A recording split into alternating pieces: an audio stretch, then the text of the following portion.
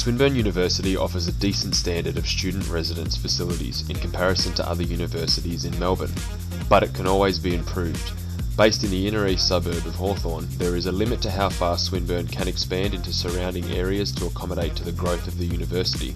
Something that needs to grow with the population of the student cohort is the student accommodation availability.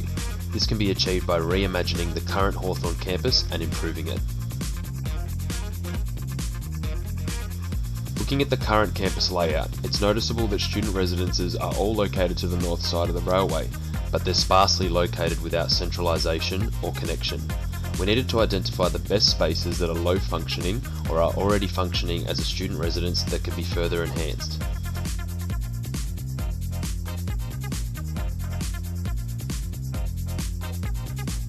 Locations that we chose to focus on were the existing student res buildings SPS and SPW.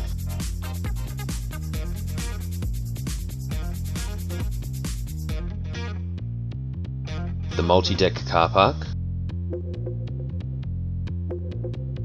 the car park next to Glenferrie Station, and claiming the Swinburne Community Childcare Centre on Park Street. Some precedents that we focused on for this project were the university dorms in Shanghai, the Trobe University's new north and south buildings, Precht Design's timber skyscraper modular homes, and Morris & Company's fab modular housing. Looking at available Swinburne data, there are approximately 34,000 full-time students enrolled. 24% are international onshore and offshore students, 14% of the cohort are from regional and remote areas, and of the whole cohort, there is only an equivalent of 2% of students that would have access to a room on campus. This is because at the moment there is only 607 rooms with an existing floor space of 12,000 square metres.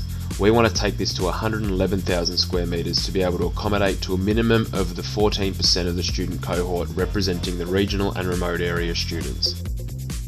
The average room cost per week is $305, meaning currently Swinburne accumulates approximately $7.89 million per year, assuming the accommodation is full. With our proposal to expand the campus's accommodation facilities, this annual revenue can be taken to up to $63.4 million in the long run.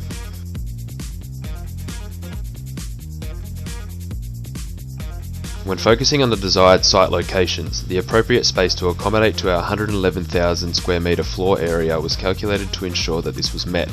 These areas are all close enough to each other to be linked at a completed building stage.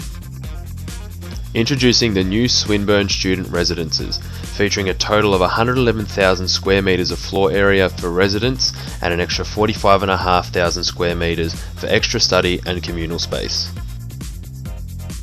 Onto the interiors. In this development there has been single studio apartments included, as well as 3-bedroom shared units.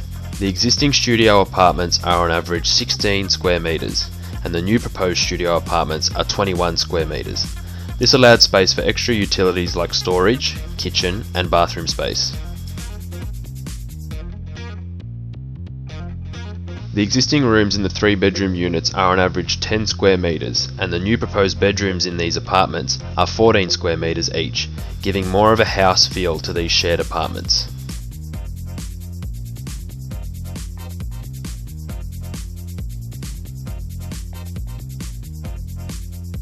The facade modules were developed to be able to be mass produced to be able to cover the facade easily and also match the internal floor plans of the student residences. This facade module is 9 metres by 9 metres, spanning 2 floors and allowing approximately 4.5 metres wide internally for an apartment to fit 2 behind it. This facade module is 9 metres by 4 metres to span only 1 floor level and still allowing 4.5 metres wide internally for an apartment fitting 2 behind it. The basic floor plan programming features apartments surrounding the perimeters of the building with the communal areas in the centre of each floor. On the top of each building, there is communal space with connections to the buildings that are closest to it.